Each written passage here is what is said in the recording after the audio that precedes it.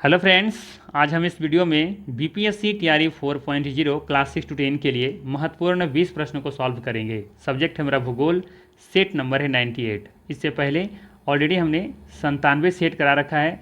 इन सभी वीडियो का link description में दिया हुआ है या फिर आप प्ले लिस्ट में जाके देख सकते हैं। साथ ही साथ अगर इन सभी का पीडीएफ फाइल चाहिए तो हमारा टेलीग्राम चैनल ज्वाइन कर सकते हैं। टेलीग्राम चैनल का लिंक डिस्क्रिप्शन में दिया हुआ है। ठीक, तो चलिए फिर शुरू करते हैं और देखते हैं आज का पहला सवाल। आज का पहला सवाल है, रियो डी जेनेरियो पृथ्वी सम्मेलन कब हुआ था? ऑप्शन है जून 1992, जुलाई 1991, मई 1992, एक से अधिक होगा या फिर उपर्युक्त में से कोई नहीं। सही आंसर हो जाएगा A option, June 1992। Rio de Janeiro पृथ्वी सम्मेलन जून 1992 में हुआ था। ठीक है, याद रखना है जून 1992 में 100 से भी अधिक राष्ट्राध्यक्ष ब्राज़ील शहर रियो डी जेनेरो में प्रथम अंतर्राष्ट्रीय पृथ्वी सम्मेलन में एकत्रित हुए। सम्मेलन का आयोजन विश्व स्तर पर उभरते पर्यावरण संरक्षण और सामाजिक आर्थिक विकास की समस्याओं का हल ढूंढने के लिए किया गया था। ठीक है, तो याद रखनी है कि प्रथम विश्व सम्मेलन या फिर रियो डी जेनेरियो पृथ्वी सम्मेलन कहाँ हुआ था, ये कब हुआ था, तो ये आपको याद रखना है जून 1992 हुआ था और ये ब्राज़ील के रियो डी जेनेरियो शहर में हुआ था। साथ ही साथ एक पॉइंट और भी याद रखिएगा एजेंडा 21 के बारे में। एजेंडा 21 का कॉन्सेप्ट इसी पृथ्वी सम्मेलन का हिस्सा है, अर्थात कह सकते हैं कि एजेंडा 21 इसी पृथ्वी सम्मेलन में घोषित किया गया था, जारी ये कह सकते हैं इसको लाया गया था। ठीक है, एजेंडा 21 का मुख्य उद्देश्य था प्रत्येक स्थानीय निकाय अपना स्थानीय एजेंडा 21 बनाए तैयार करे। ठीक है, तो ये आपको सिंपल सा याद रखना है, एजेंडा 21 भी इसी पृथ्वी सम्मेलन का हिस्सा था। इसी पृथ्वी सम्मेलन में इस कॉन्सेप्ट को लाया गया था, एजेंडा 21। ठीक है, चलिए अगला सवाल लेते हैं। अगला सवाल है, निम्नलिखित में से कौन सा खनिज तत्व जलोढ़ मृदा में कमी पाई जाती है? ऑप्शन है चूना, पोटास, फास्फोरस, एक से अधिक होगा या फिर उपर्युक्त में से कोई नहीं।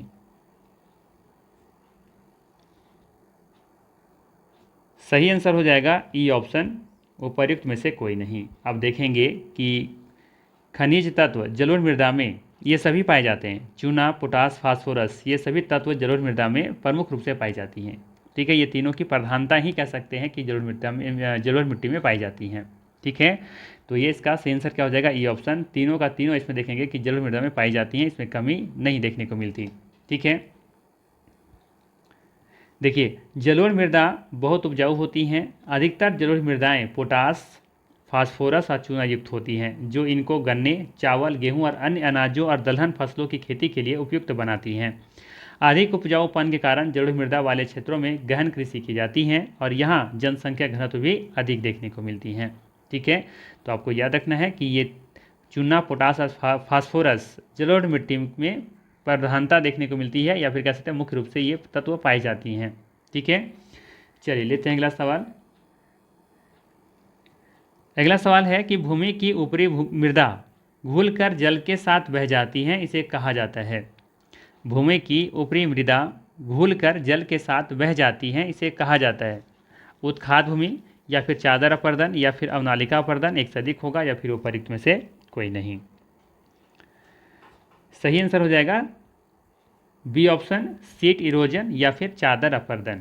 भूमि की ऊपरी मृदा घुलकर जल के साथ बह जाती है, इसे चादर अपर्दन कहते हैं। कुछ इस तरीके का आपको देखने को मिलेगा चादर अपर्दन। ठीक है, आप देख सकते हैं यहाँ पर, है ना, ये देख रहे हैं भूमि का ऊपरी जो परत है वो मिट्टी के ये जल के साथ घुल करके क्या होता है, बह जाती हैं। देख रहे हैं ऊपर जैसे ये कटा हुआ भाग दिख रहा है, तो ये कट करके बह जाती हैं, इसे ही कहा जाता है चादर अपर्दन या फिर सीट इरोजन। ठीक है, तो इसका सही आंसर क्या हो जाएगा यहाँ पे, चादर अपर्दन। तो भूमि की ऊपरी मृदा घुलकर जल के साथ बह जाती से चादर अपर्दन कहते हैं। ठीक है, इसके अलावा याद रखिएगा कि बहता जल मृतिका युक्त मृदाओं को काटते हुए गहरी वाहिका बनाती हैं, जिसे ही अवनालिका अपर्दन कहा जाता है। याद रखना है अवनालिका अपर्दन क्या है, तो बहता जल मृतिका युक्त मृदाओं को काटते हुए गहरी वाहिका बनाती है, नली बनाती है, जिसे ही अवनालिका अपर्दन कहते हैं। ठीक है, जैसे मान लेते हैं अगर कुछ इसी तरीके से और यहाँ पे कुछ खाई जैसा बन जाए, गड्ढा बन जाए, ठीक है, तो इसे ही क्या कहेंगे हम लोग, अवनालिका अपर्दन, शायद हम कई वीडियो में बता चुके हैं कि अवनालिका अपर्दन क्या है। जहाँ तक हमको याद है कि मैप के थ्रू, चित्र के थ्रू हम आपको समझाने का प्रयास कई बार किए हैं कि अवनालिका अपर्दन क्या है। ठीक है, अब आगे देखिएगा। तो ऐसी ही भूमि अब क्या होती है कि जोतने योग्य नहीं रहती है, जुताई योग्य नहीं रहती हैं, ऐसी भूमि को कहा जाता है उत्खाद भूमि। ठीक है, याद रखनी है, ऐसी भूमि जो जोतने योग्य नहीं रहती उसे ही कहा जाता है उत्खाद भूमि। ठीक है, तो अवनालिका जो अपर्दन से जो मिट्टी जो भूमि बनती है ना, वहाँ पे देखेंगे कि वो जुताई लायक नहीं रह जाती, तो उसे ही कहा जाता है उत्खाद भूमि। और चंबल बेसिन क्षेत्र में ना इसे ही खड्ड कहा जाता है। चंबल बेसिन में ऐसी भूमि को क्या कहा जाता है? खड्ड कहा जाता है। ठीक है, तो ये भी पूछा जा सकता है, ध्यान रखिएगा। ठीक है, चलिए लेते हैं अगला सवाल। अगला सवाल है, ज्वारीय ऊर्जा निम्नलिखित में से किस प्रकार का संसाधन नहीं है? सवाल है, ज्वारीय ऊर्जा निम्नलिखित में से किस प्रकार का संसाधन नहीं है? ऑप्शन दे रखा है, पुनः पूर्ति योग्य, अजैव, अचक्रीय, एक से अधिक होगा या फिर उपर्युक्त में से कोई नहीं। तो बात करें पहला ऑप्शन के बारे में, दे रखा है पुनः पूर्ति योग्य। तो आप देखेंगे कि ज्वारीय ऊर्जा आप देखेंगे कि ये तो पुनः पूर्ति योग्य है ना। ज्वारीय ऊर्जा अचक्रीय नहीं है। पहला चीज़ तो ये आपको याद रखनी है, क्योंकि ज्वार भाटा की गति लगातार चलती रहती है, इसलिए इसका उपयोग एक चक्र में सीमित नहीं होता। तो ये तो आप देखेंगे अचक्रीय नहीं होता, ये चक्रीय होता है। और ये अगर ये अचक्रीय नहीं है, ठीक है, तो ये क्या है? पुनः पूर्ति योग्य भी हो सकता है।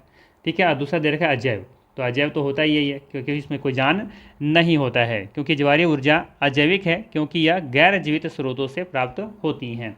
ठीक है, तो पूछा क्या आपसे कि किस प्रकार का संसाधन नहीं है, तो ये देखेंगे कि ये अचक्रीय प्रकार का संसाधन नहीं है, ये चक्रीय प्रकार का संसाधन है।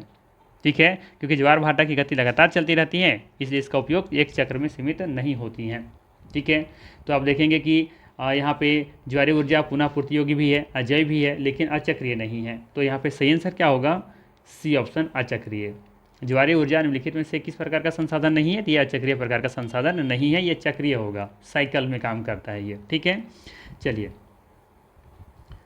जब नहीं वाला सवाल हो ना तो थोड़ा सा कोशिश कीजिए कि पहले देखिए, अगर नहीं लिखा है ना तो आप कोशिश कीजिए कि इसको नहीं को काट दीजिए। ठीक है, आप देखिए ज्वारीय ऊर्जा निम्नलिखित में से किस प्रकार का संसाधन है, तो ये पुनः पूर्ति योग्य है, अजैव है ना। आप देखिए यह चक्रीय नहीं है, तो ये इसका आंसर हो जाएगा। कुछ इस तरीके से आप कर सकते हैं लॉजिक लगा करके। ठीक है, पहले देखिए कि किस प्रकार का संसाधन है, नहीं वाला मत चेक कीजिए। देखिए कि ज्वारीय ऊर्जा किस प्रकार का संसाधन है, ये चेक कीजिए। अब जो बच जाएगा वो उसका आपका आंसर हो जाएगा, क्योंकि पूछा नहीं है तो अचक्रीय फिर आंसर आ जाएगा आपका कि नहीं है। चलिए, बाकी आपकी इच्छा, जैसे आप इसका आंसर ढूंढ पाएँ। अगला सवाल है, स्टेट ऑफ फॉरेस्ट रिपोर्ट 2015 के अनुसार वर्ष 2013 से सघन वनों के क्षेत्र में कितना वर्ग किलोमीटर की वृद्धि हुई है? सवाल है कि स्टेट ऑफ फॉरेस्ट रिपोर्ट 2015 के अनुसार, अर्थात जब 2015 में ये रिपोर्ट आई थी, उस समय 2013 से सघन वनों के क्षेत्र में कितना वर्ग किलोमीटर की वृद्धि हुई थी? ऑप्शन है 3775 वर्ग किलोमीटर, 3975 वर्ग किलोमीटर, या फिर 775 वर्ग किलोमीटर, एक से अधिक होगा या फिर उपर्युक्त में से कोई नहीं। सही आंसर है इसका ए ऑप्शन, 3775 वर्ग किलोमीटर। ठीक है, और ये भी याद रख सकते हैं यहाँ पे कि स्टेट फॉरेस्ट रिपोर्ट ये हर 2 साल में, प्रत्येक 2 वर्ष में ये जारी किया जाता है। ठीक है, चलिए अगला सवाल है, IUCN का मुख्यालय कहाँ स्थित है? सवाल है, IUCN का मुख्यालय कहाँ स्थित है? ऑप्शन है फोंटेनब्लो, ग्लैंड, पेरिस, एक से अधिक होगा या फिर उपर्युक्त में से कोई नहीं। सही आंसर है बी ऑप्शन, ग्लैंड। याद रखिएगा, IUCN का मुख्यालय कहाँ है? ग्लैंड में है। ठीक है, कहीं कहीं पूछा जाता है कि IUCN का फुल फॉर्म क्या होता है, तो आप याद रखिएगा, आई से होता है इंटरनेशनल,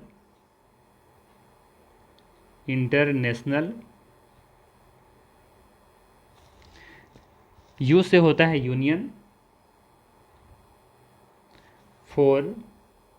सी फॉर होता है conservation, CONSERVATION, conservation of, N for होता है नेचर।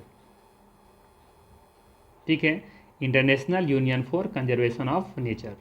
ठीक है, अर्थात अंतर्राष्ट्रीय प्रकृति संरक्षण संघ, हिंदी में क्या बोलेंगे? अंतर्राष्ट्रीय प्रकृति संरक्षण संघ। अंतर्राष्ट्रीय प्रकृति संरक्षण संघ।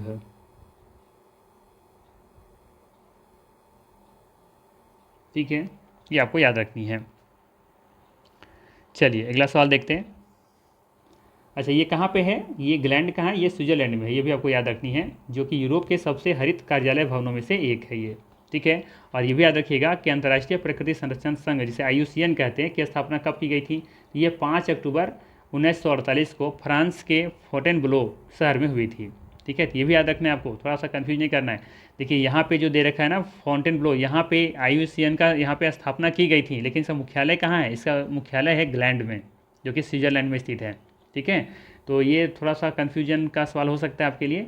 आपको ध्यान रखनी है कि IUCN की स्थापना 5 अक्टूबर 1948 को फ्रांस के फोंटेनब्लो शहर में हुई थी, लेकिन इसका मुख्यालय स्विट्जरलैंड के ग्लैंड में स्थित है।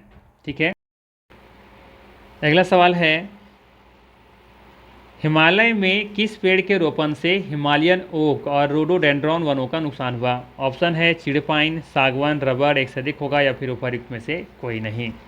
सही आंसर होगा चीड़ पाइन। हिमालय में चीड़ पाइन के रोपण से हिमालयन ओक और रोडोडेंड्रॉन वनों का नुकसान हुआ यहाँ पे। देखिए रोपण क्या है? रोपण का मतलब होता है जब किसी बड़े क्षेत्र में, किसी बड़े भूखंड में जब किसी एक फसल का या फिर एकल फसल का रोपण किया जाता है तो उसे रोपण फसल या रोपण कृषि कहा जाता है।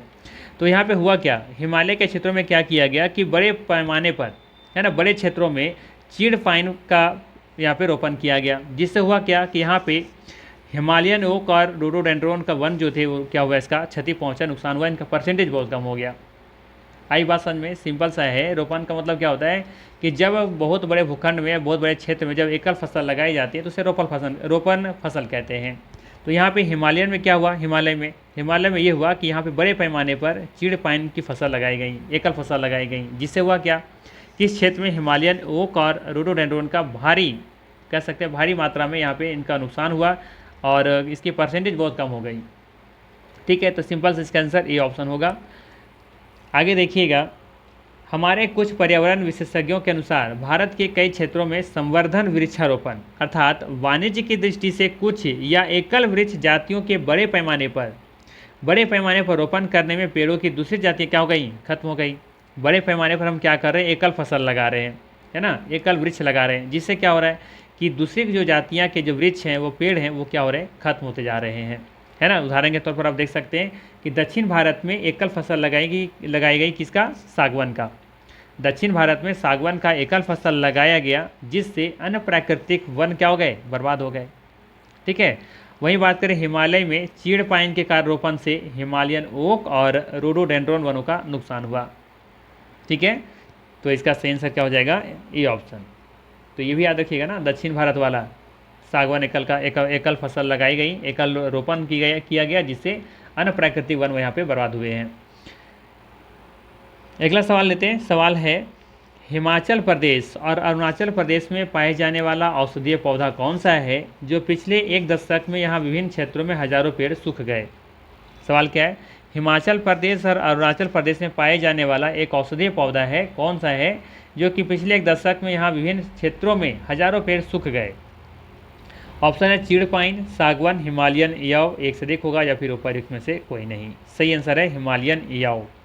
हिमाचल प्रदेश और अरुणाचल प्रदेश में पाए जाने वाला ये औषधीय पौधा हिमालयन याव पिछले 1 दशक में यहाँ पर देखेंगे तो विभिन्न क्षेत्रों में, अरुणाचल प्रदेश और हिमाचल प्रदेश के क्षेत्रों में हजारों पेड़ सूख गए हैं।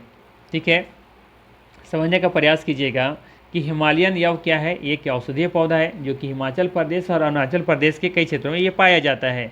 पेड़ की छाल, पत्तियां, टहनियाँ और जड़ों से क्या बनाया जाता है, टक्साल नामक रसायन निकाला जाता है, जिससे क्या बनता है, ये इससे बनता है कैंसर रोगों के लिए उपचार के लिए दवाइयाँ। ठीक है, इससे बनाई गई दवाइयाँ विश्व में सबसे अधिक बिकने वाली कैंसर औषधि भी है ये। इससे बनाई गई दवाई विश्व में सबसे अधिक बिकने वाली कैंसर औषधि है।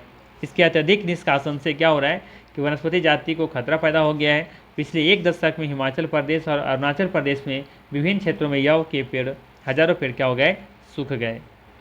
ठीक है, तो ये आपको याद रखनी है। ये इससे कैंसर की दवाइयाँ बनाई जाती हैं हिमालयन याव से। जो कि हिमाचल प्रदेश और अरुणाचल प्रदेश के कुछ क्षेत्रों में ये पाया जाता है। ठीक है, चलिए अगला सवाल है, बांधवगढ़ राष्ट्रीय उद्यान किस राज्य में स्थित है? ऑप्शन है उड़ीसा, कर्नाटक, बिहार, एक से अधिक होगा या फिर उपर्युक्त में से कोई नहीं। सही आंसर हो जाएगा ये ऑप्शन, उपर्युक्त में से कोई नहीं। बांधवगढ़ राष्ट्रीय उद्यान कहाँ है? तो याद रखना ये मध्य प्रदेश में स्थित है। यहाँ पे देखिएगा, कार्बेट राष्ट्रीय उद्यान उत्तराखंड में है, सुंदरबन राष्ट्रीय उद्यान पश्चिम बंगाल में है, जबकि बांधवगढ़ राष्ट्रीय उद्यान मध्य प्रदेश में है। सरिस्का वन्य जीव पशु विहार राजस्थान में है। मानस बाघ रिजर्व असम में है, जबकि पेरियार बाघ रिजर्व ये सब केरल में है, और ये सभी बाघ संरक्षित उद्यान हैं। ठीक है, अगला सवाल है, एक रिपोर्ट के अनुसार 1973 में 20वीं शताब्दी के आरंभ में बाघों की संख्या, अनुमानित संख्या 55,000 से घटकर कितनी रह गई थी? 1973 में रिपोर्ट आई थी, तो वहाँ पे बताई गई थी कि 20वीं शताब्दी के आरंभ में बाघों की संख्या, अनुमानित संख्या कितनी थी? 55,000। वहाँ से घटकर कितनी रह गई थी 1973 में? ऑप्शन है 2873, 1847, 1827, एक से अधिक होगा या फिर उपर्युक्त में से कोई नहीं। सही आंसर है सी ऑप्शन, 1827। याद रखिएगा, जो रिपोर्ट आई थी 1973 में, तो वहाँ पे अनुमानित जो संख्या थी 55,000, वहाँ से घट करके कितनी रह गई थी? 1827। चलिए अगला सवाल लेते हैं।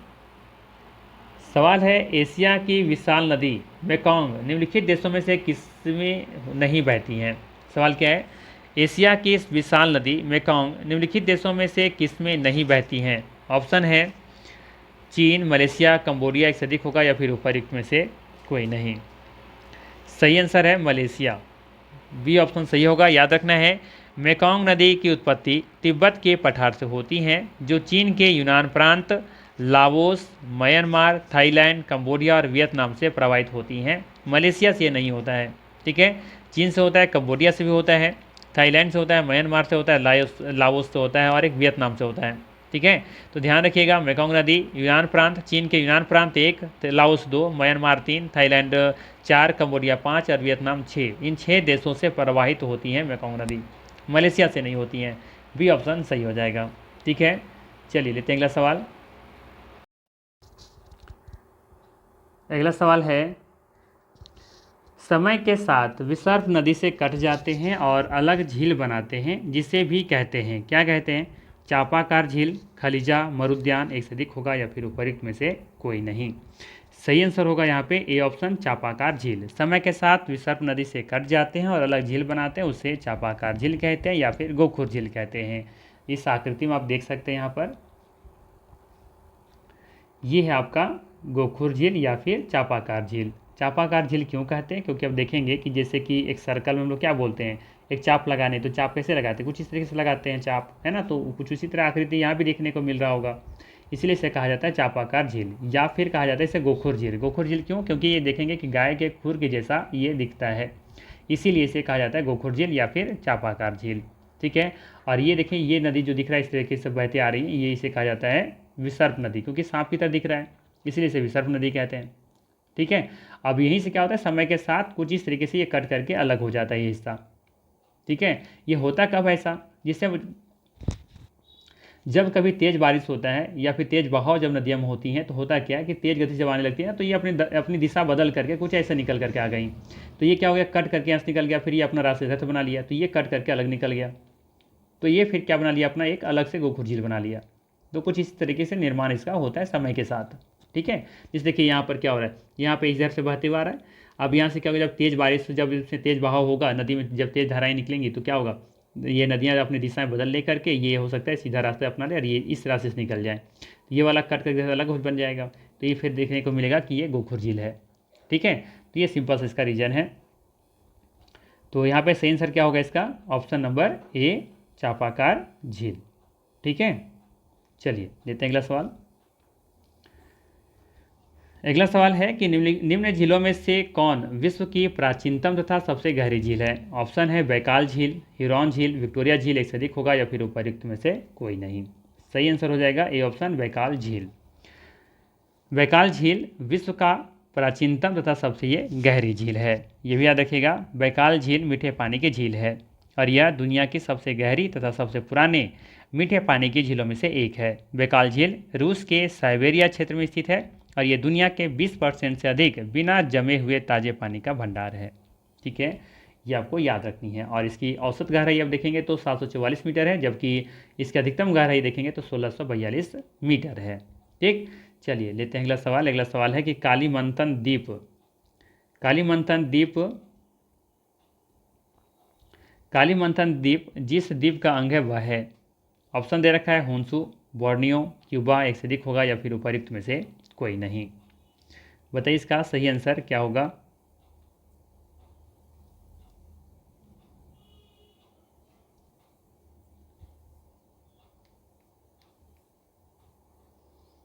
सही आंसर हो जाएगा इसका बोर्नियो, बी ऑप्शन यहाँ पे सही है। कालीमंथन जिस द्वीप का अंग है वह है बोर्नियो। कालीमंथन बोर्नियो द्वीप का अंग है, बी ऑप्शन यहाँ पे करेक्ट होगा। इसके साथ ही याद रखिएगा कि कालीमंथन क्षेत्र बोर्नियो द्वीप का अंग है जिस पर इंडोनेशिया का नियंत्रण है। किसका? इंडोनेशिया का। इंडोनेशिया की राजधानी जकार्ता। बोर्नियो विश्व का तीसरा एवं एशिया महाद्वीप का सबसे बड़ा द्वीप है। बोर्नियो द्वीप विश्व का ये तीसरा और एशिया महाद्वीप का ये सबसे बड़ा द्वीप है जो इंडोनेशिया, मलेशिया एवं ब्रुनेई देशों में विभक्त है। बोर्नियो के दक्षिण में जावा है, पश्चिम में सुमात्रा है और पूर्व में सुलवेसी है। ठीक है, तो ये भी आपको याद रखना है लोकेशन कि बोर्नियो के दक्षिण में जावा स्थित है, जावा महाद्वीप, जबकि पश्चिम में सुमात्रा द्वीप है, जबकि पूर्व में सुलावेसी द्वीप स्थित है। ठीक है, चलिए लेते हैं अगला सवाल। अगला सवाल है पहाड़ी ढालों पर मृदा अपरदन को रोकने के लिए निम्न में से कौन सी विधि सबसे उपयुक्त है। बताना है कि पहाड़ी ढालों पर मृदा अपरदन को रोकने के लिए निम्न में से कौन सी विधि सबसे उपयुक्त है। ऑप्शन है समोच्च रेखीय जुताई, रक्षक मेखला, वेदिका कृषि, एक से अधिक होगा या फिर उपयुक्त में से कोई नहीं।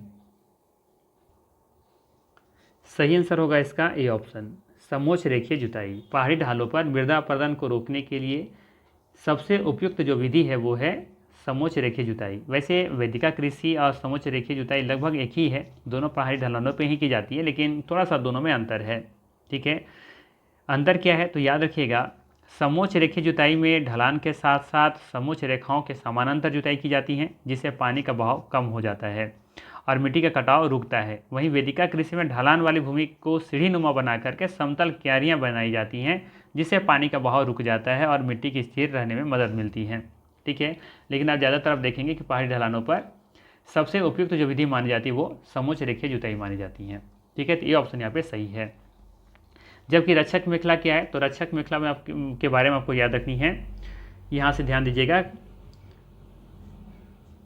देखिए तटीय और शुष्क प्रदेशों में पवनों की गति को रोकने के लिए वृक्षों को कतारों में लगाया जाता है ताकि मृदा अपरदन को बचाया जा सके। इस विधि को रक्षक मेखला विधि कहते हैं। सिंपल सा, अगर ये कोई खेत है तो हम लोग क्या करते हैं, खेत के किनारे किनारे इस तरह से पेड़ लगा देते हैं चारों तरफ, ताकि हवाएं जब चलेंगे, पवन की गति जब चलेंगी तो हवा की गति को रोका जा सके, कम किया जा सके, ताकि यह मृदा अपरदन कम से कम हो सके। ठीक है, तो ये है रक्षक मेखला विधि। चलिए लेते हैं अगला सवाल। अगला सवाल है विश्व मृदा दिवस कब मनाया जाता है। सवाल है विश्व मृदा दिवस कब मनाया जाता है। ऑप्शन है 5 दिसंबर, 3 दिसंबर, 5 अक्टूबर।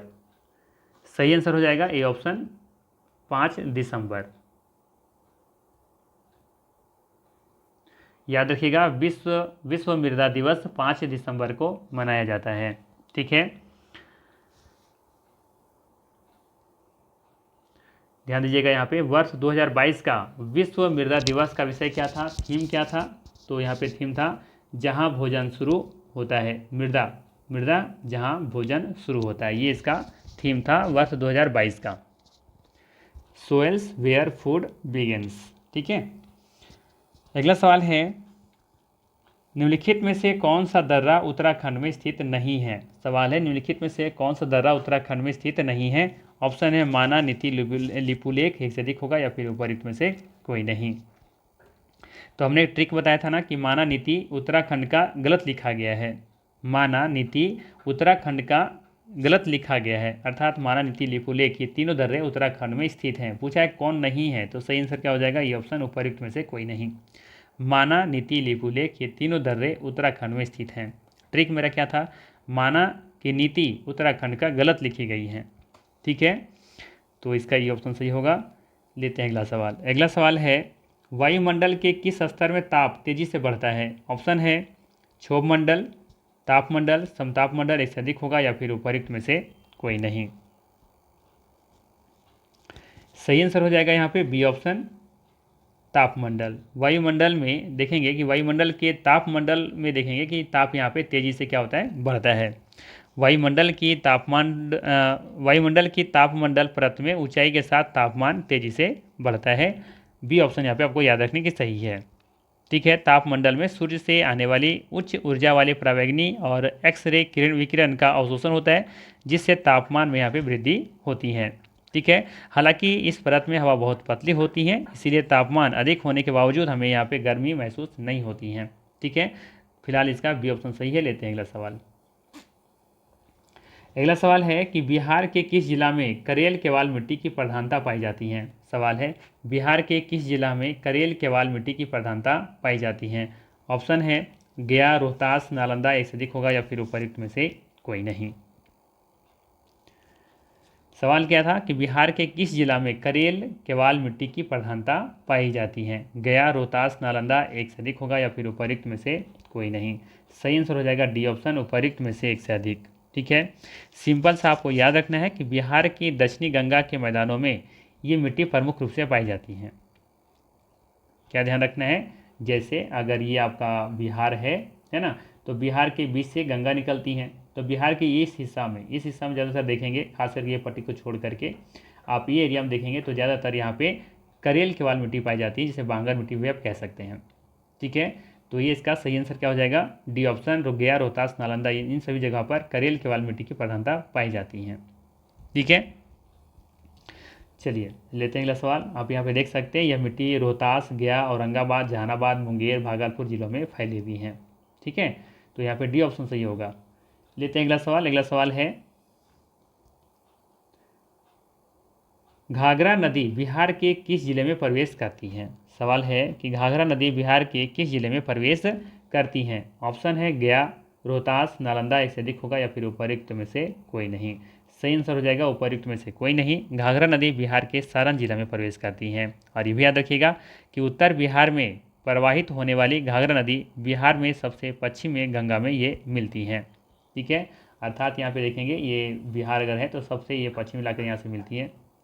यहाँ से कोई नदी है जो घाघरा नदी है, जो कि पश्चिम में सबसे पश्चिम में ये बिहार में मिलने वाली ये सबसे पश्चिमी नदी है। ठीक है, पूरा इधर हो जाएगा, तो सबसे पश्चिमी नदी ये है। आप लोग कमेंट करके बताइए कि सबसे पूर्वी नदी कौन सी है जो कि गंगा में मिलती है। ठीक है, तो ये इसका फिलहाल सही आंसर हो जाएगा यहाँ पे ऑप्शन नंबर ई हो जाएगा, क्योंकि इसका सही आंसर है सारण। ठीक है, तो ये था महत्वपूर्ण 20 प्रश्न। अगर वीडियो अच्छा लगा हो तो लाइक ज़रूर कीजिएगा, और चैनल पर नए हैं तो ज़रूर सब्सक्राइब कीजिएगा। बाकी फिर हम लोग मिलते हैं इसी तरह के नेक्स्ट वीडियो में। Thanks for watching.